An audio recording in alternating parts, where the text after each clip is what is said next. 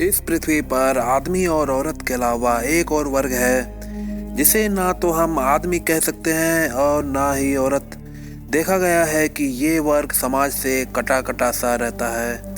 यही कारण है कि लोगों में इस समाज के प्रति जिज्ञासा बनी रही है कि उन लोगों का रहन सहन कैसा है, वह इससे भी बढ़कर इनके लिंग की बनावट कैसी होती है। इस समाज को हम लोग हिजड़ा, किन्नर या फिर ट्रांसजेंडर कहकर बुलाते हैं। तो बने रहिए अंत तक हमारे साथ, क्योंकि आज हम लेकर आए हैं आपके इन सभी सवालों के जवाब।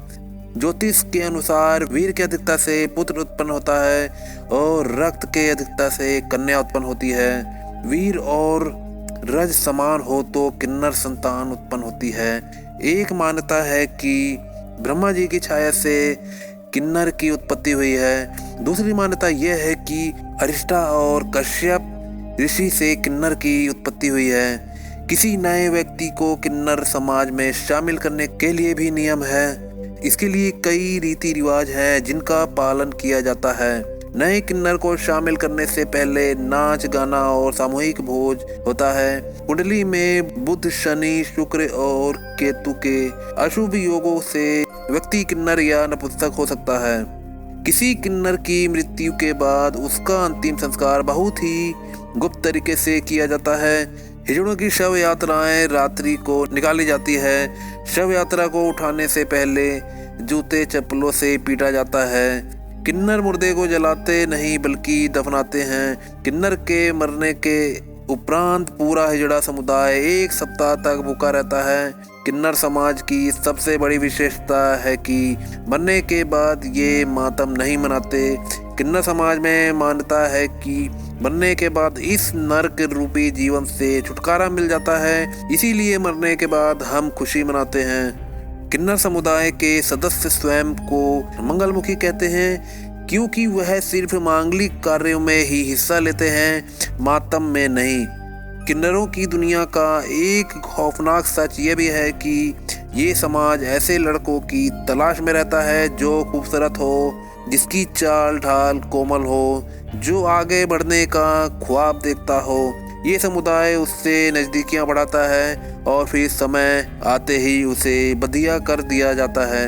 बधिया यानी उसके शरीर के हिस्से के उस अंग को काट देना, जिसके बाद वह कभी लड़का नहीं रहता। किन्नर अपने आराध्य देव अरावन से साल में एक बार विवाह करते हैं। हालांकि ये विवाह मात्र एक दिन के लिए होता है। अगले दिन अरावन देवता की मौत के साथ ही उनका वैवाहिक जीवन खत्म हो जाता है। हिजड़े या किन्नर इंसानों की वो अवस्था है जो गर्भ में शरीर के विकास क्रम में किसी एक लिंग का निर्धारण होते होते रह जाता है। यह विकास की प्रक्रिया रुक जाती है या कुछ समय बाद दूसरे लिंग का विकास होने लगता है। इस प्रकार हिजड़े या किन्नर के अंग में पुरुषों के अंग या महिला के अंग या तो अविकसित अवस्था में होते हैं या फिर पुरुषों के अंग या महिला के अंग का मिलावट स्वरूप हो जाता है। किन्नर के अंग की स्थिति पूरी तरह से पुरुषों के अंग या महिला के अंग का मिलावट स्वरूप है। किन्नर के जननांग या गुप्त अंग भी स्त्री या पुरुष से मिलते जुलते जननांगों की विकृत या अविकसित अवस्था होती है।